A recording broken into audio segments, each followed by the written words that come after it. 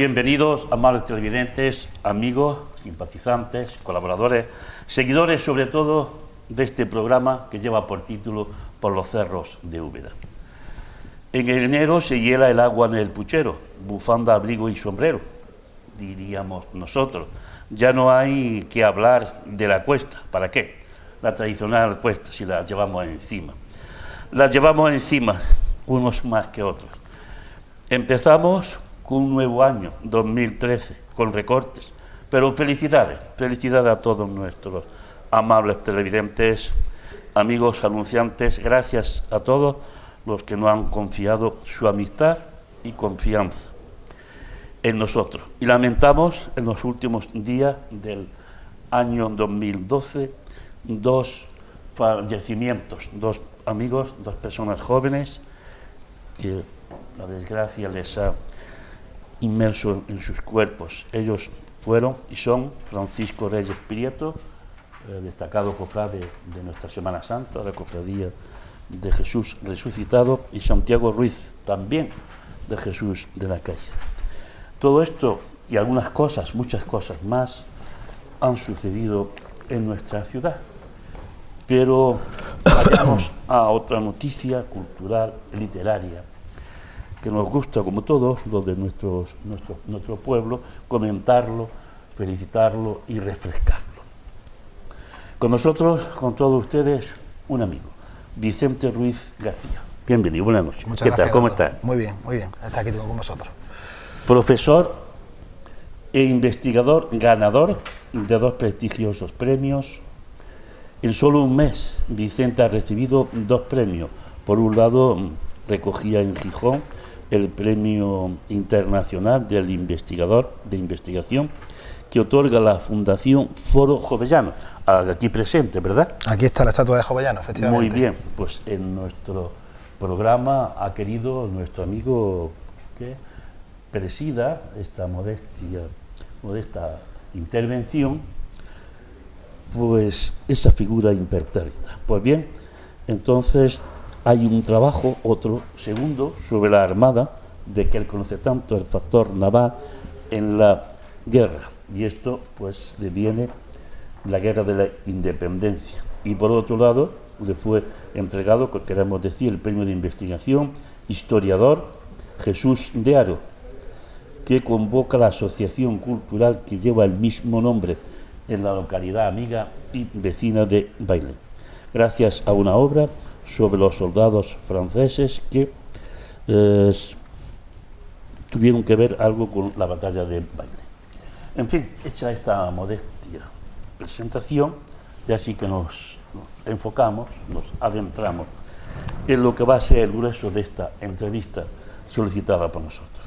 En primer lugar, Vicente, yo quisiera, por supuesto, felicitarte. Es la felicitación de Úbeda, porque sé que muchas personas se alegran, los que conocen la noticia y los que la van a conocer a raíz de la entrevista esta, que la vamos a tener el próximo martes. Pues felicitarte por tu forma de hacer las cosas, buenas cosas, y por estos dos premios. ¿Qué sientes tú cuando se te llamó? Y bueno, has estado nada menos que en Gijón, ¿verdad? Sí, bueno, a mí me llamaron, bueno, primero, ante todo, gracias por esos halagos, esos agradecimientos. Que es así. Y en segundo lugar, bueno, pues comentaros un poco la historia de todos estos premios. Yo llevo trabajando sobre la historia naval de España, sobre todo durante el siglo XVIII y principios del XIX, durante un tiempo. Y a raíz de mis investigaciones presenté un trabajo a la Fundación Foro Jovellano, un prestigioso, como tú has dicho, premio internacional. Sí, y bueno, y en agosto, precisamente que estaba en Cádiz, me dieron la noticia de que había sido galardonado con este premio.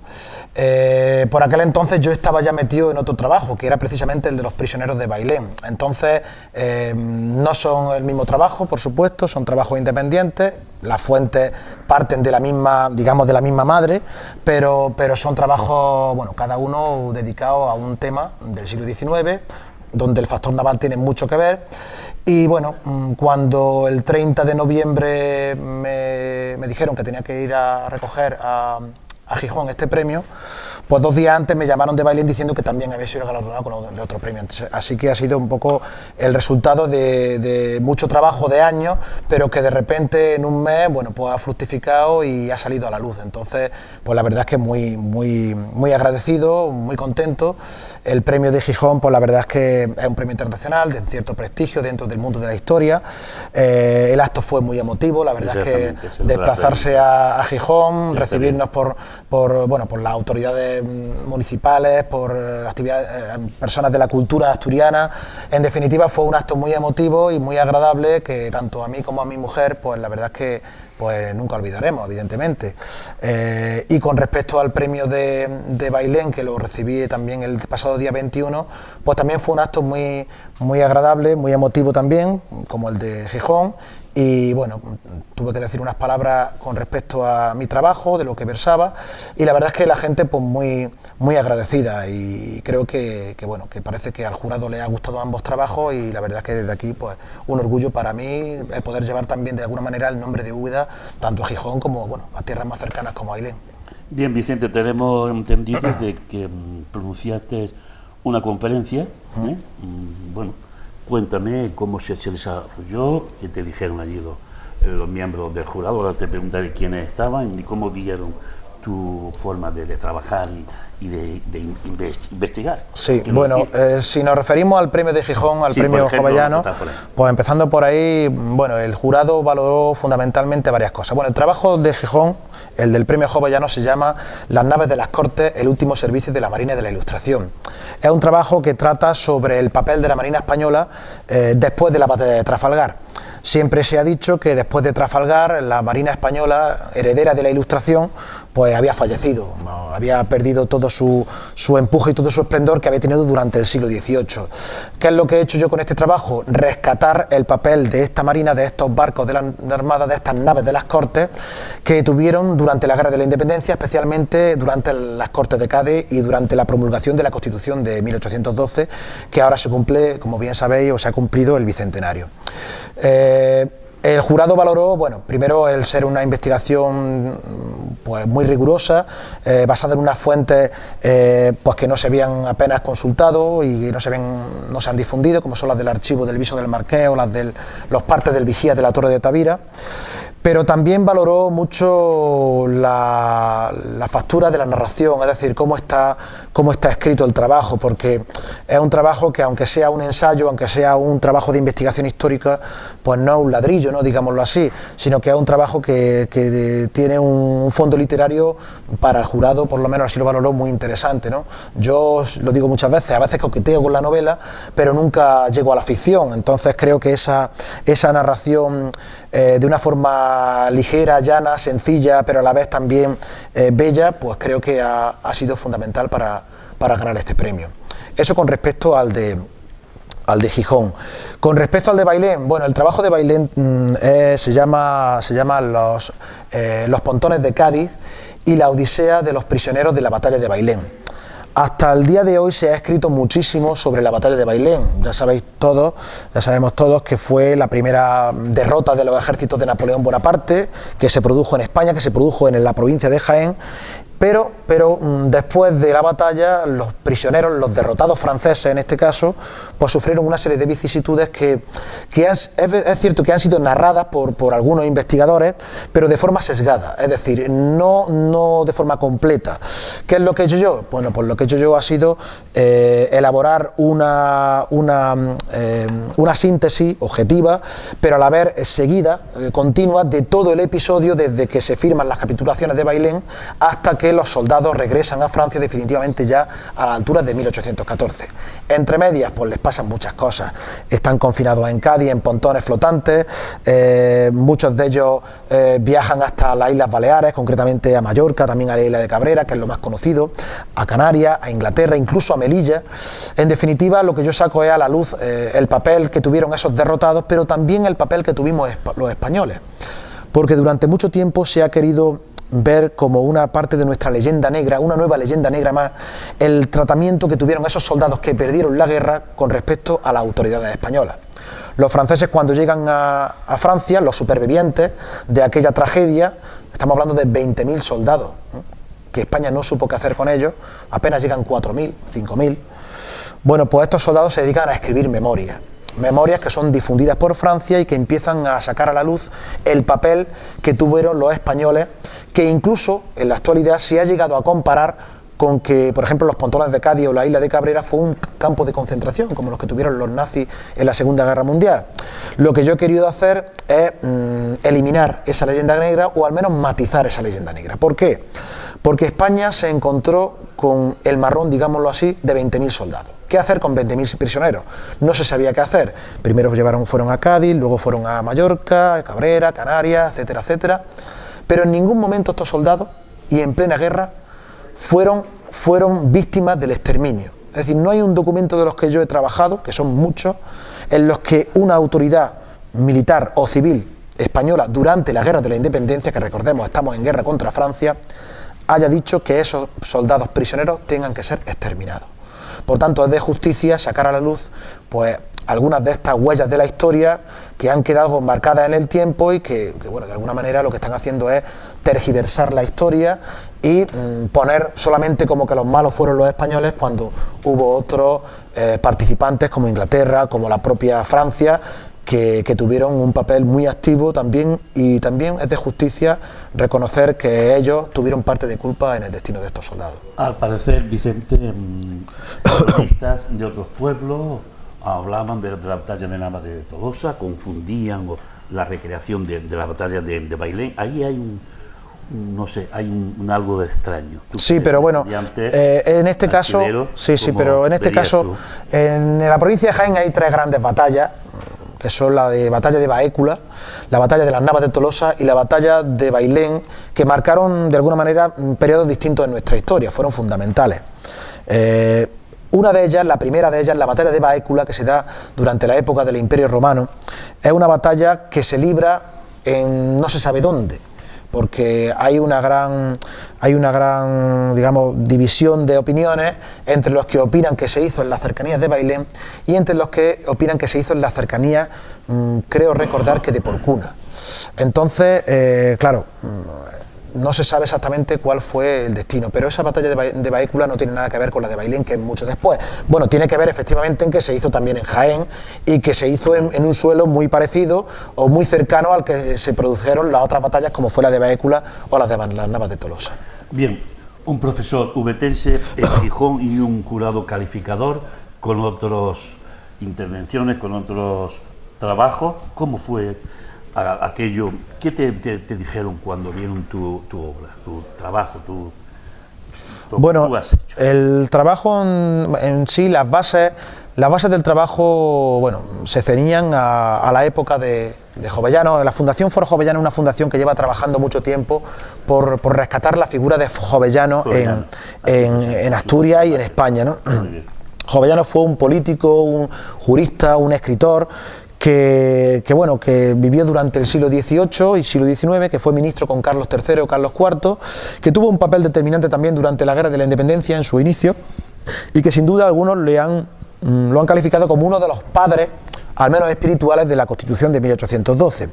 Esta fundación lo que intenta es rescatar el espíritu de Jovellano y el papel de su obra, pero también el tiempo de Jovellano, y ahí es donde se enmarcaba mi obra, aunque también hay que decir que Jovellano se cuela en mi trabajo, porque Jovellano me lo encuentro en una fragata, la fragata Cornelia, en febrero de 1810, dispuesto a embarcarse con destino a su tierra, Asturias, en el momento exacto además en el que las tropas de Napoleón Bonaparte comienzan a asediar Cádiz.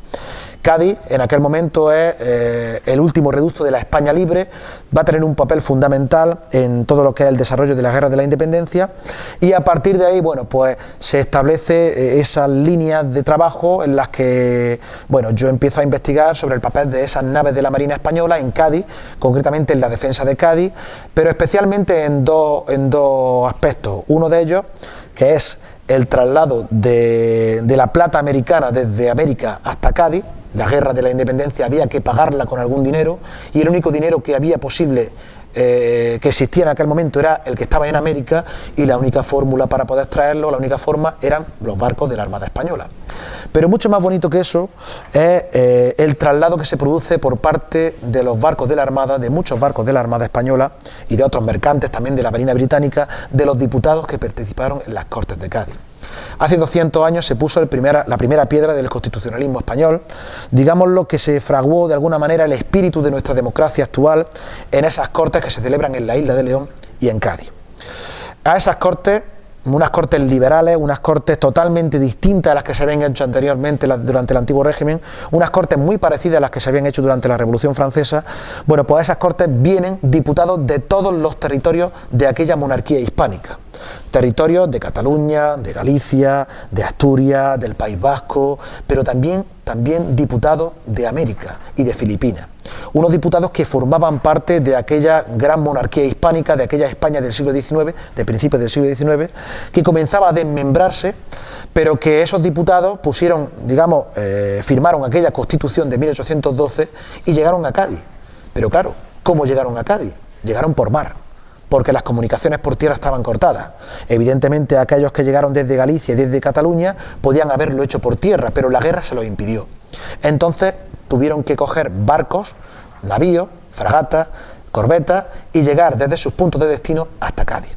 Y lo mismo hicieron aquellos diputados que vinieron desde América, que sorteando los peligros del océano, pues llegaron sanos y salvos gracias a aquellas naves de la Armada, algunas incluso de ellas que habían participado en Trafalgar, que sin duda fueron reliquias de un tiempo como fue el de la Marina y de la Ilustración, pero que cumplieron un papel importantísimo en esa promulgación de la Constitución y en esos prolegómenos de nuestra historia contemporánea que se da en Cádiz y durante la época de las Cortes. Eso creo que fue una nota que valoraron positivamente los miembros del jurado, que, repito, bueno, pues valoraron muy bien mi obra, una obra que, por cierto, quiero matizar, ¿sí?, que, bueno, un premio, mejor dicho, que ha llegado en otras ocasiones pues a países como Alemania, como Nueva Zelanda, como por ejemplo Francia, como Portugal, como Italia y también como Cuba.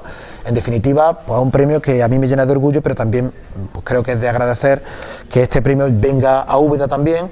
Por supuesto, y la verdad es que para mí es un orgullo traerlo a Úbeda. Es una joya estar situado hoy aquí, independientemente de la voz de nuestro investigador, de nuestro profesor, de nuestro amigo en este archivo histórico municipal de la ciudad de Úbeda, pues felicitando y conociendo de primerísima mano las impresiones del amigo Vicente, un hombre humilde, modesto donde los haya, y con sus premios recientísimos en su bolsillo, en su vitrina, en su casa. Bien, si hablamos de Cádiz, pues este año, el pasado quiero decir, el bicentenario de la Constitución de la Pepa, que tanto reflejo ha tenido en la televisión regional y nacional, quizás para otros desconocido a esta efeméride, no lo sé.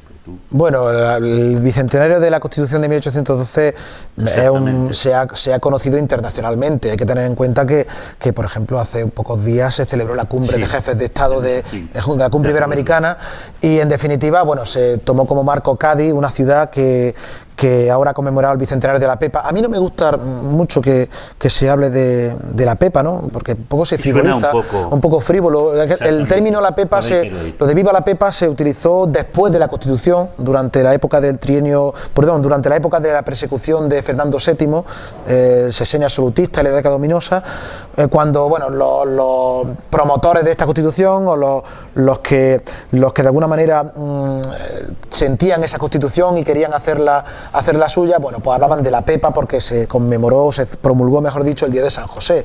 Pero bueno, al margen de terminología, lo que sí es cierto es que este bicentenario, que se ha hecho en una época de crisis, que bueno, que Cádiz yo creo que ha hecho un esfuerzo muy importante por salir a la luz y por sacar a la luz esta historia, que sin duda es uno de nuestros patrimonios más importantes, porque la historia de España yo se lo cuento muchas veces a mis alumnos, está fraguada de muchos fracasos, muchas guerras, muchas revoluciones, muchos reyes ingratos, muchos dictadores, muchas derrotas, pero también hay muchas luces, y esas luces tenemos que celebrarlas.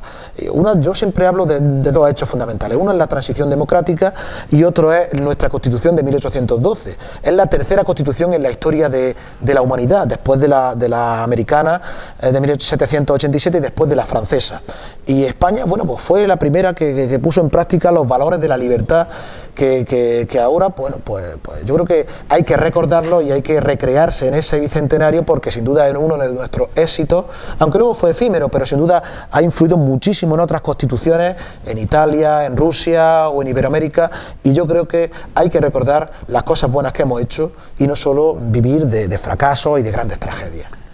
Muy bien, puntualizando y aclarando conceptos, como no, es imprescindible, es por nuestra parte, hacer un breve paréntesis en esta toma de contacto con nuestro amigo Vicente, para que la información comercial siempre quede presente en este programa, primer programa de este año 2013. Hemos querido, y así ha sido, escoger a nuestro amigo Vicente, porque creo que es la noticia, independientemente de otras culturales, literarias, que sí las hay, más recientes en los últimos días en nuestra ciudad. Entonces, ante todo lo expuesto, adelante información comercial.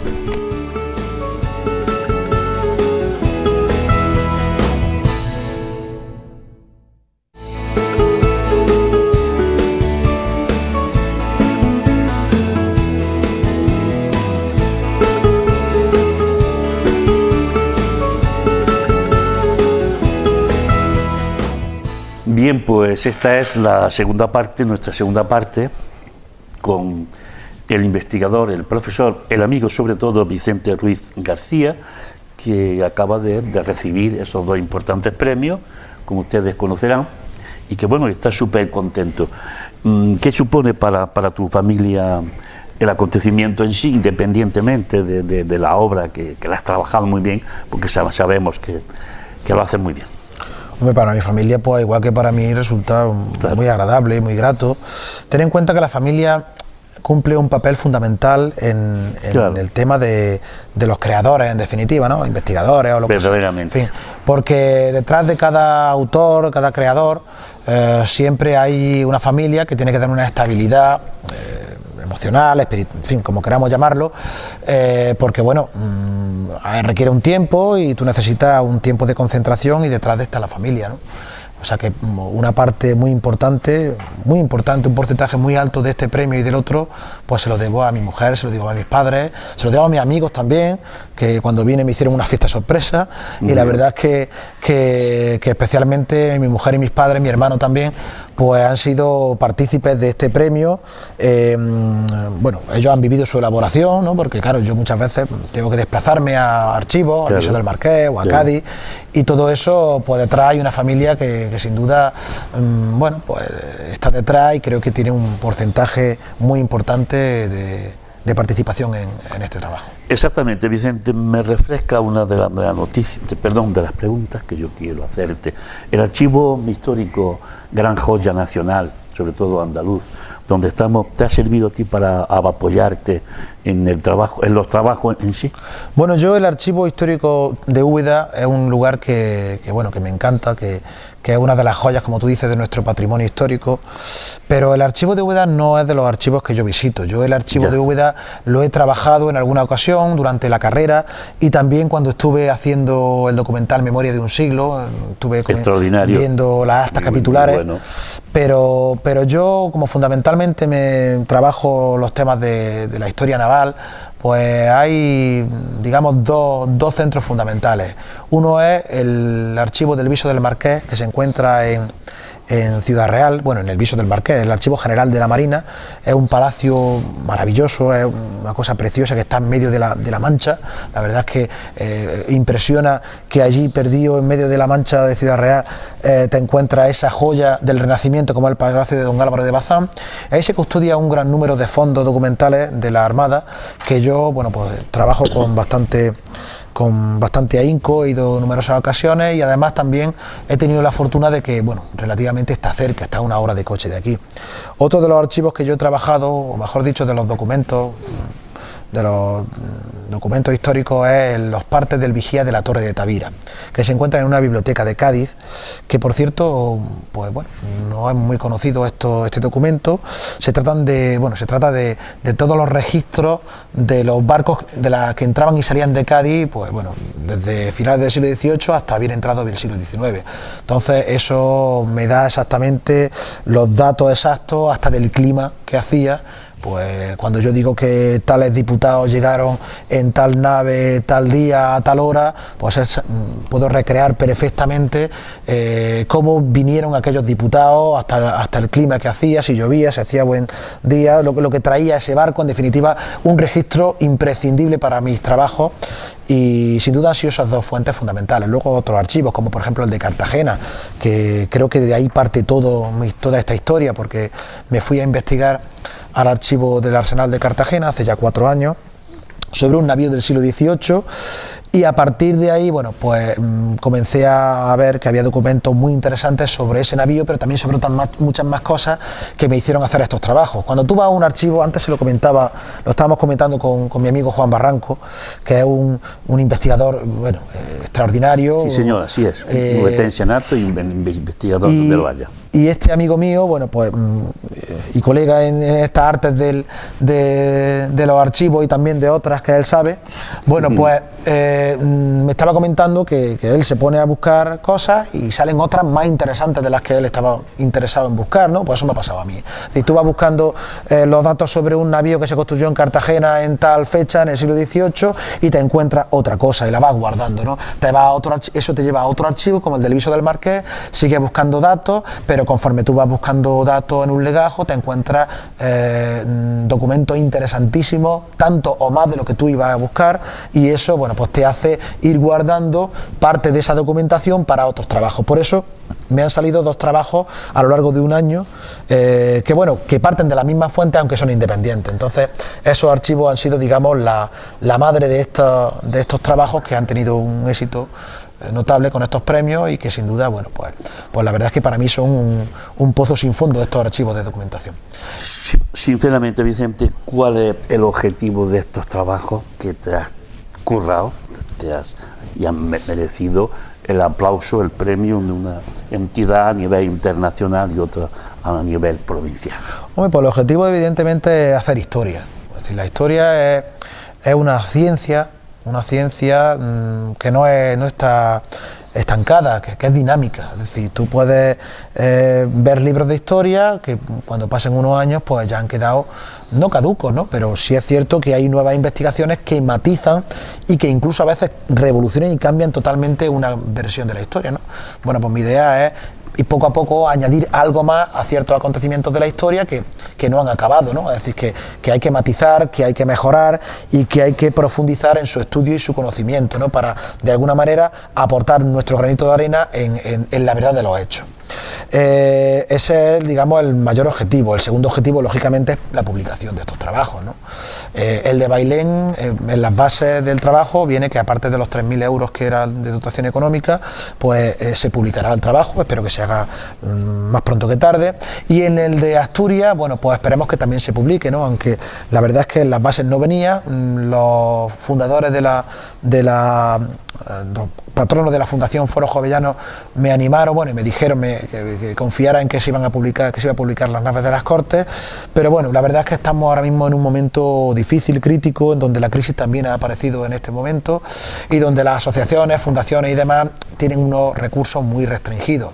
De todas formas, yo espero que con la colaboración de otro tipo de entidades y de empresas privadas, tanto un trabajo como otro salgan a la luz, porque la verdad es que hay mucha gente interesada. Yo la verdad es que gracias a los medios de comunicación, gracias a las redes sociales que han ayudado mucho a difundir estos premios, pues la verdad es que mucha gente tiene curiosidad en leer estos trabajos, y espero que cuanto antes salgan a la luz. No podemos olvidarnos, Vicente, de esa convocatoria a nivel nacional, sobre todo regional, que en los últimos días del pasado año 2012 hemos tenido en nuestra ciudad con trabajos muy importantes y con un jurado calificador como son los escritores, compañeros nuestros y amigos, porque lo son Salvador Compán y Jesús Baeso, y dos entidades, tres entidades locales de Úbeda que han hecho lo imposible para que se convocara ese premio y que la literatura y la cultura de Úbeda tuviera una aceptación grandiosa. Bueno, yo la verdad es que lo primero que tengo que hacer es felicitar a la organización de este certamen internacional de novela histórica de Úbeda. Vieja, como los amigos. Exactamente, porque la verdad es que con pocos recursos económicos han logrado difundir una experiencia que yo creo que ha sido muy bonita.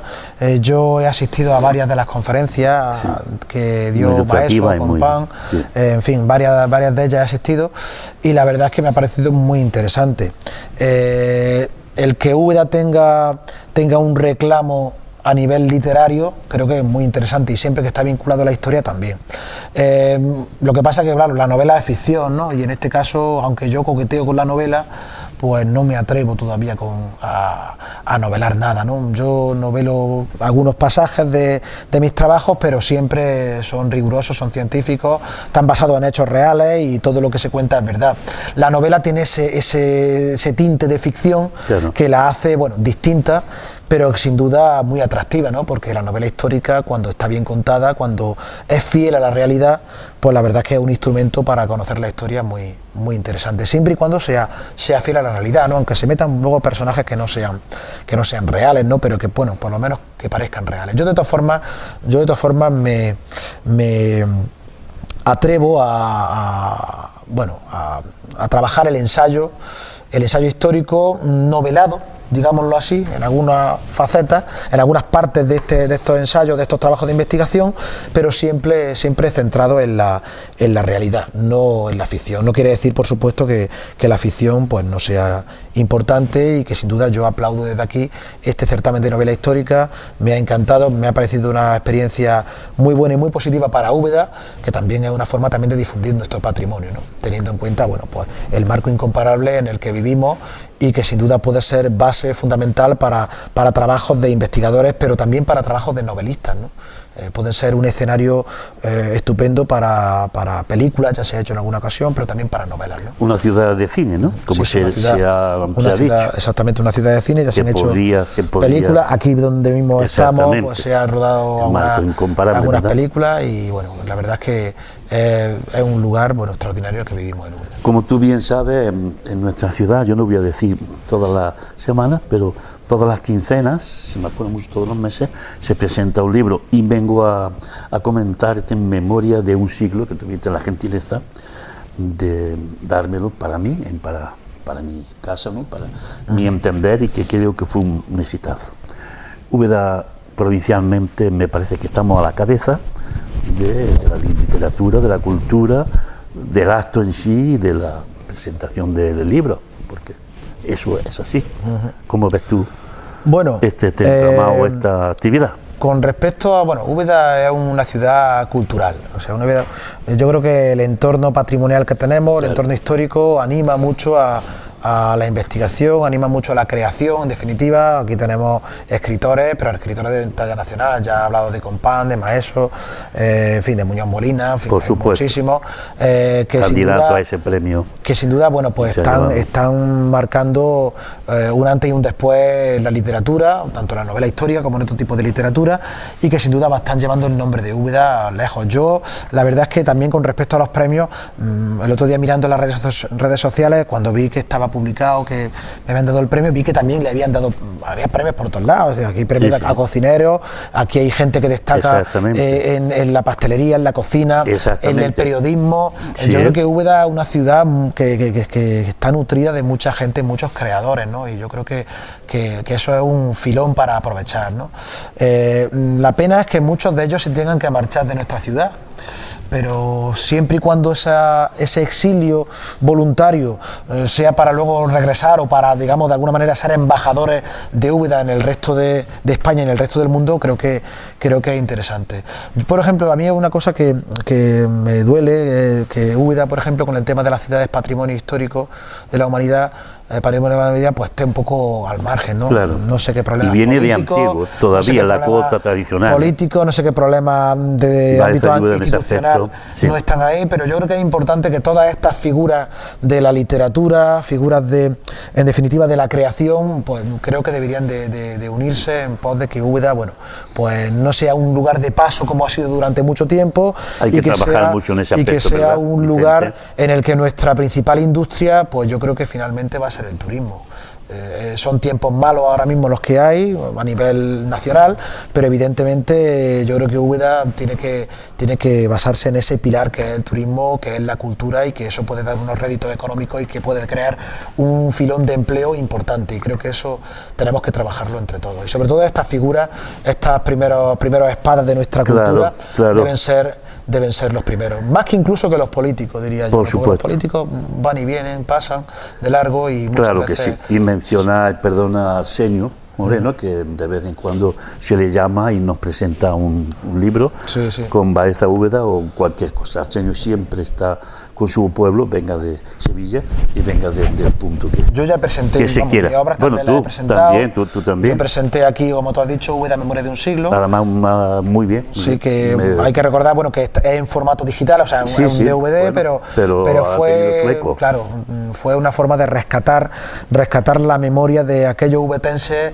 que habían vivido un periodo histórico muy importante, desconocido en Úbeda, como era la primera mitad del siglo XIX. Ahí lo trabajaste muy bien. Sí, fue un trabajo que me costó mucho, la verdad es que el trabajo que más me ha costado. Sobre todos los personajes en cuestión para someterlo a... Sí, porque además se abordó a más de 200 personas, muchos de ellos no quisieron participar porque todavía estaban las heridas de la guerra civil, de la posguerra, pero creo que de alguna manera había que rescatar esos testimonios y esa historia de Úbeda.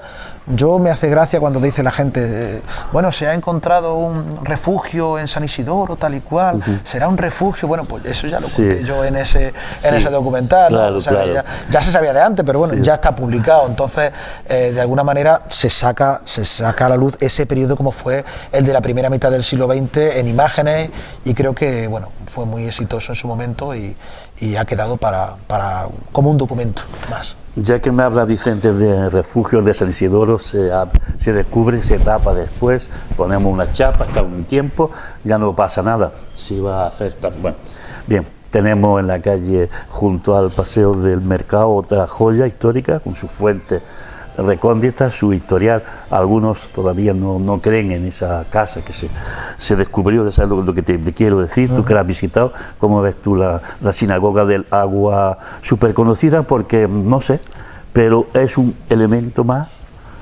turístico para que la gente venga expresamente a conocerla. Después la opinión que puedan tener los técnicos serán los que decidan, ¿no? Bueno, yo creo que aquí en Úbeda yo creo que tenemos un problema, y el problema es el ponernos de acuerdo para las cosas. Claro.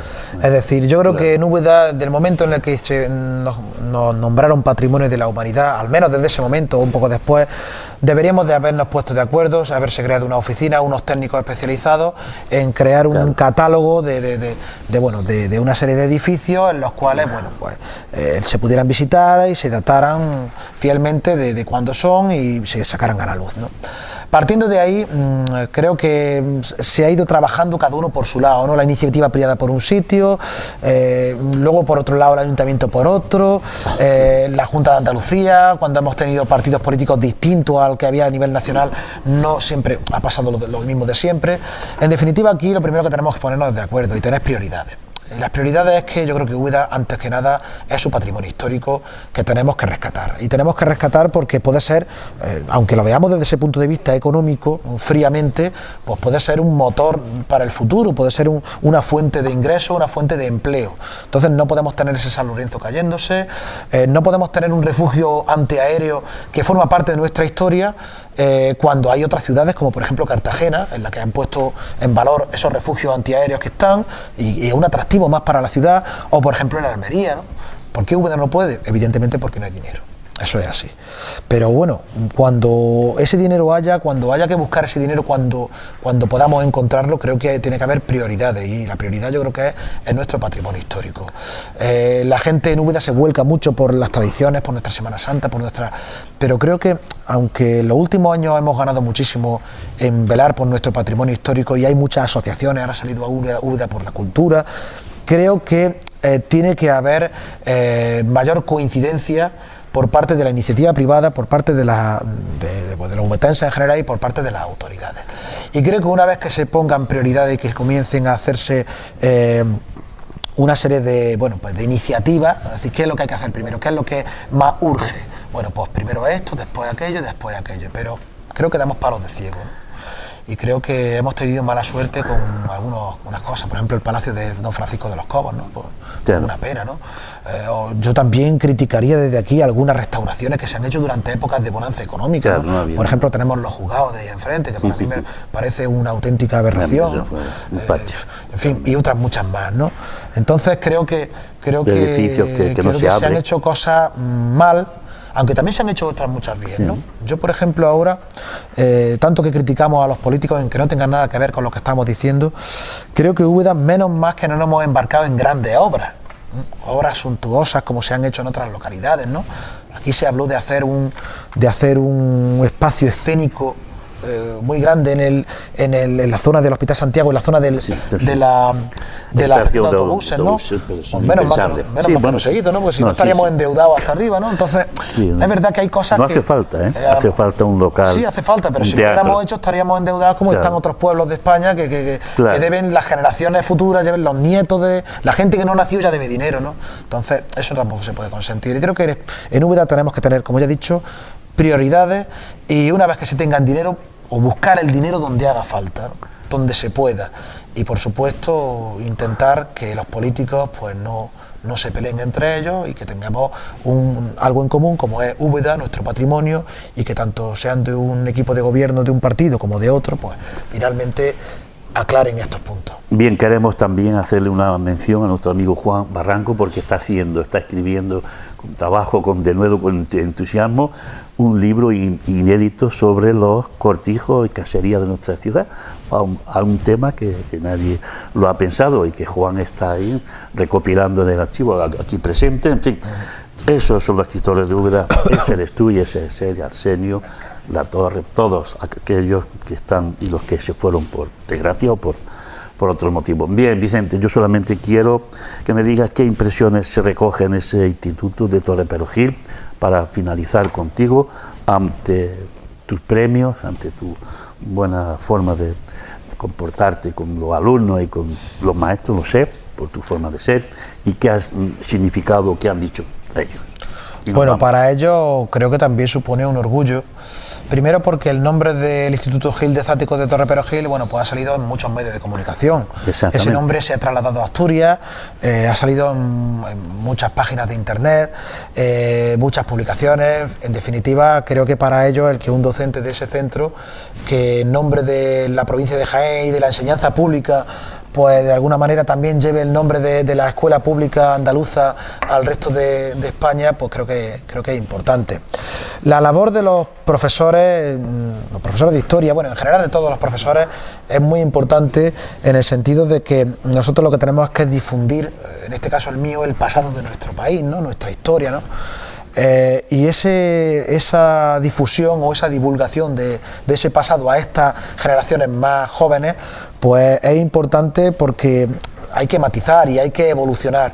Entonces, por eso la investigación es muy importante, porque tú no puedes contarle a los alumnos lo mismo todos los años, tú no puedes contar el mismo episodio exactamente igual todos los años, porque las cosas cambian.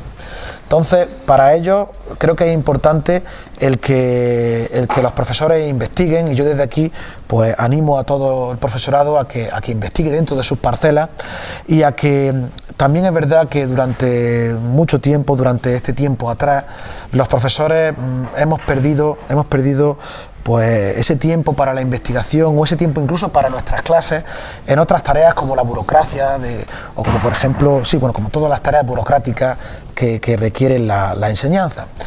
pienso que ese tiempo que estamos perdiendo es un tiempo precioso, que no lo dedicamos a la preparación de nuestras clases como debíamos, y que creo que teniendo un tiempo más serio para esta preparación y para esta investigación y para estos nuevos recursos en la didáctica y en todos los ámbitos de la historia o de todas las otras asignaturas, creo que es importante que volvamos a valorar eso, que se valore la investigación, que se valore el trabajo de clase y que por tanto sea un motor, estos premios sean para animar a otros profesores de que los profesores, los docentes, pues cumplimos una labor muy importante en este sentido.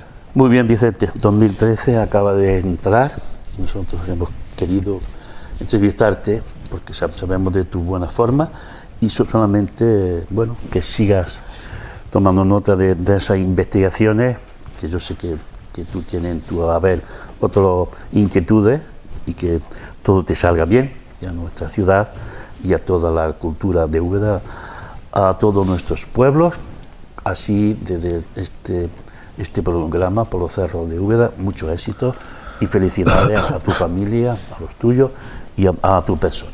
Muchas gracias, Eduardo. Así nosotros hoy terminamos de glosar la figura, más bien del trabajo impertérrito, sencillo y humano de este hombre, este investigador, este profesor. Vuelvo a decirlo, un ubetense de a pie, que lo mismo lo podemos ver ahora en nuestras fiestas de carnaval, igual en su instituto de Torreperogil o charlando en una peña deportiva, en cualquier lugar de Úbeda. Son nuestros hombres, nuestros amigos de la historia, de la cultura de la ciudad. Nosotros hoy realizamos nuestra primera toma de contacto en el recién estrenado 2013 y les esperamos todos los martes a esta misma hora, sobre las 10 de la noche, más o menos, por los cerros de Úbeda. Éxitos para todos, felicidades a nuestra ciudad y comarca, a todos los compañeros, y que sigamos en esta misma línea. Y si este 2013, a mitad del año, resurgen buenas cosas, pues mejor que mejor. Muy buenas noches y felicidades para todos. Muchas gracias. Gracias. Gracias a ti.